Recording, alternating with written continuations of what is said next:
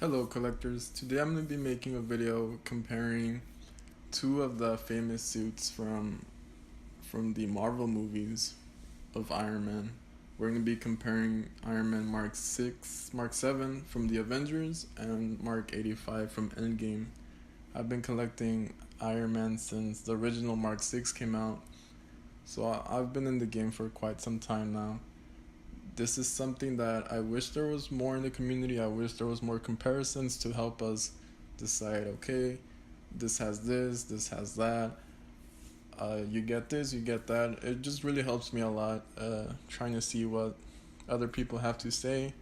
It helps me decide what to get, and I hope this helps you guys formulate your opinion and ultimately get the figure that best suits your needs for your collection.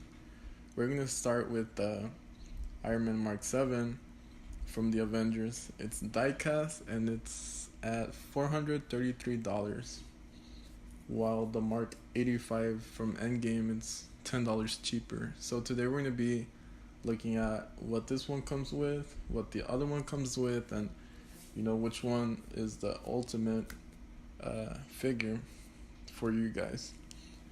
So the Mark 7, this time around it comes in diecast, and you know as collectors we want to make sure that we have the best. And I feel like diecast is the material that you should get an Iron Man figure rather than having it in plastic.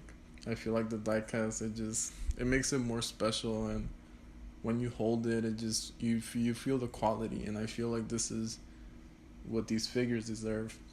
This Iron Man Mark 7, it just comes with a lot of accessories. As you can see, they have the missiles on the forearms, on the shoulder area. It comes equipped, and something that I really like about this one that the Mark 85 doesn't have is the battle damage parts. I've always been a fan of battle damage, and it's something that I really like about this one, and I wish the other one had battle damage. We can see that the Mark 7 is ready for battle like we saw in the Avengers movie. Um, Something that I like is that they give you the option whether you want to have him in pristine condition or you want to have him battle damaged. Growing up, to me, the Mark 7 was one of the best armors. It was one of the highlights for me that Tony Stark had, and up to this date, Mark 7 and Mark 85 are my favorite Iron Man suits. Just because I really liked the movie, I really liked, I really liked the movies. I really liked what they did with the Mark 7 coming out of flying onto Tony Stark to attach to him. And the Mark 85, it looks like the comics, and it to me it doesn't have to look like the comics for me to collect, but there's just something about that suit that it just looks really different from the rest, and it looks like the iconic Iron Man suit that I would want to get for my collection. I only have the Mark 6 and War Machine. Um, but I've been thinking whether to get either the Mark 7 or the Mark 85. There's always going to be a special place for the Mark 7 and Mark 85 because of the movies. The way I collect, I normally focus on the movies. If the movie is good, if I like the movie, I'll consider getting the figures. If the movie was alright but the character design was awesome, I'll consider getting the figure. If if the character didn't have that much screen time, it's really hard for me to get a figure. And I think like this and I act like this mostly because of my budget. If I had all the money in the world, I wouldn't be thinking about, okay, so which figure do I want? What happened in the movie? What did they do? the Mark 7, it looks really nice because in whatever way you display it, um, it's just ready for battle. It's ready for that battle in New York. And to me, that battle in New York was something I still remember up to this date, and sometimes I even forget what happened in Civil War, what happened in Infinity War. But that battle in New York was really, it was a pivotal moment for the MCU, and I remember it like I watched it last night. One thing that I don't like about the Mark 7 is that it comes with this suit pod case. I feel like I feel like most collectors are not going to be displaying it this way. Um, Maybe the hardcore Iron Man collectors, but most of us we're not going to be displaying it in the suit pod case, and I feel like it was I feel like it was a wasted potential. They could have done something else. I'm just not too sure that this should be increasing the price because of the engineering. It's just something that most collectors are not going to be displaying. We want to see Iron Man. We want to see Iron Man in his full glory, with the missiles, with the cannons. We want to see him uh, like if he was fighting the aliens. And like I said, I really love the battle damage parts. It gives them another look. It makes it just screams more badass to me. With the missiles, if you have him displayed with the missiles, battle damage, it just looks like he came right off of the screen. And like I said, that's something that I wish the Mark 85 had. I'm still hoping that they add battle damage parts. I watched Bad Accent Gamers video on YouTube, and he thinks that Hot Toys might do another Mark 85 battle damage, and if that's the case, I'm gonna go nuts. Um, because like I said, I feel like the Mark 85 is it's a really special suit because of how it looks and because of what that suit does in Endgame. It didn't come out much, maybe for a few little moments and then till the end of the movie. But that suit is just it's gonna be the suit that everyone's gonna be going for because of Endgame. It's like the last movie. It is the last movie, and um, who knows if we'll ever see anything like Endgame or the Avengers together again.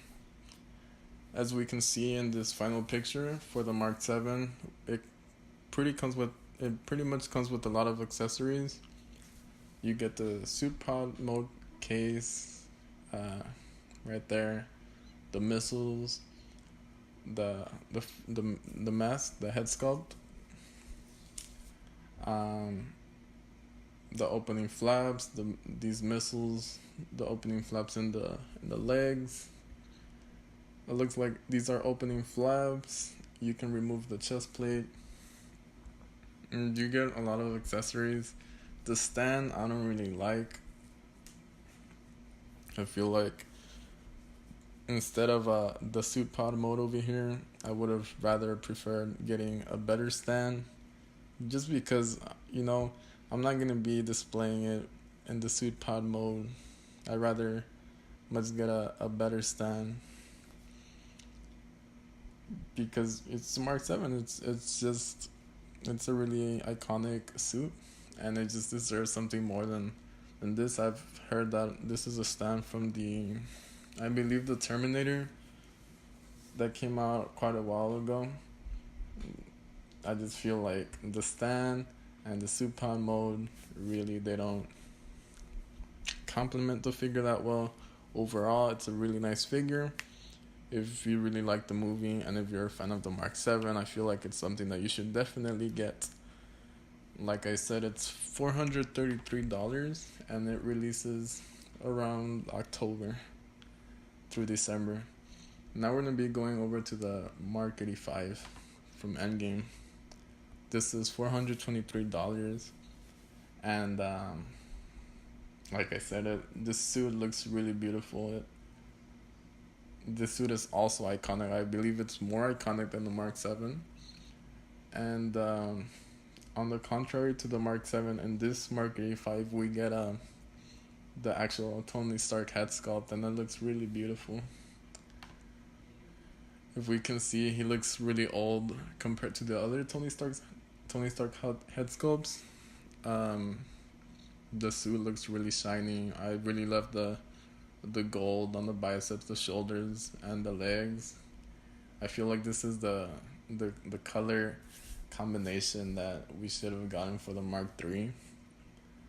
Because that first Iron Man movie to me is still my favorite MCU movie. And then Iron Man 1 and Endgame are my favorite MCU films. Uh, the first one and the last one, to me, they're the ones that stand out the most. Um, the suit is just really shiny, and in this shot we get Iron Man in his full glory, and he's ready. He's ready for Endgame. He's ready to give us the final battle. Like I said, I wish they added a battle damage parts. It would have given more depth to the suit. I really hope that they add battle damage parts. At the end of the movie, we see the chest almost destroyed. We see a lot of the inner workings of the suit. Maybe a battle damage faceplate would be nice to have. I don't recall if he had one in the movie. I know he had it in Infinity War, but with this suit, I'm not really too sure if there was anything there. Battle damage. And this suit it's just beautiful. I remember playing Ultimate Alliance way back in the day, and Iron Man was really my favorite hero to play, and this Mark 85 reminds me a lot of Iron Man and Ultimate Alliance. He has this device in the back that he used whenever he tells Thor to light him up, and then all of these light up, and they fire at, I believe, Thanos. And it was a really cool device. I just don't see myself displaying him like that, but it's really nice that Hot Toys gives us that. We see Iron Man here in his full glory. Something that I want to talk about is the accessories that he comes with. He doesn't come with much, and being $10 in the Marks, being $10 less than the Mark 7, and he doesn't come with much. It really makes you question: is this really worth it? Is this really worth the price? Of course, it's Endgame. Hot Toys can literally put whatever price they want, and they know that we're gonna cash out whatever they ask us for. It's Endgame, it's Iron Man. He died. The suit is really going to go up once it sells out, because this is the last Tony Stark. This is the last of him. This is the last Iron Man. As we can see, he doesn't come with much. Of course, they're gonna reveal additional accessories, whether it's the Infinity Gauntlet that he has on his suit. I don't really remember anything else that they can add to him. If it's just the Infinity Gauntlet, it's gonna be hard to get the $423 together, but I feel like it's worth it because it's the last movie. It's the last time we see Tony Stark, and it's a good way of remembering the legacy that he has built on this character since 2008. I I really hope that they add battle damage and these additional accessories. It would really complete the figure, in my opinion. If they just add the Infinity Gauntlet, like I said, it's something that I would still buy just because of the meaning that Endgame and Tony Stark had on the film overall. Um, he doesn't come with much. He comes with the hands. I wish the stand was something more um, dynamic, maybe with rubble um, from the headquarters that they were fighting at. Um, he comes out till next year, to July 2020 through September 2020, and as we can see, that this shot, he's just ready to fire his blasters. To me, this shot is the shot that sells the figure to me. It just really defines Tony Stark. It defines who he is as a character and as Iron Man. Defines who he is as the true self, the true Iron Man, the true Tony Stark, not the billionaire playboy, but the man ready to sacrifice himself for the world. And this shot really sells it for me. And between the Mark 7 and the Mark 85, to me the best figure to get is the Mark 85, just because, like I said, of what happens in Endgame. It's the last time we see him. If you can get both, get both. That is awesome. If you can only get one, I feel like the Mark 85 is the way to go. I've always been a fan of seeing older actors. So this really it helps me think and look back at everything that he did in the past movies. And like I said, this would be the figure to get. I really hope that this comparison helps you guys.